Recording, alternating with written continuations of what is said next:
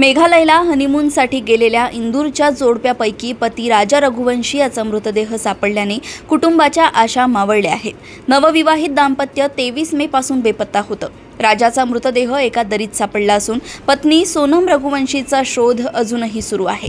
या प्रकरणी मेघालय पोलिसांनी हत्येचा गुन्हा दाखल करून विशेष तपास पथक स्थापन केलंय। मिळालेल्या माहितीनुसार राजा आणि सोनम रघुवंशी हे हनीमूनसाठी मेघालयला गेले होते। ते दोघे ओसरा हिल्स परिसरातून 23 मेच्या संध्याकाळपासून बेपत्ता होते। त्यानंतर शोध पथके त्यांचा शोध घेत होती।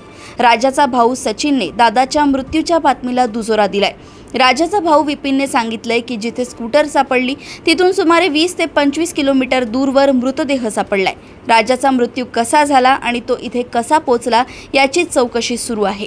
पोलिसांनी ड्रोनच्या मदतीने शोध घेतलाय। रियात अर्लियांगमध्ये वेई सडोंग पार्किंग लॉटच्या खाली दरीत राजाचा मृतदेह सापडलाय।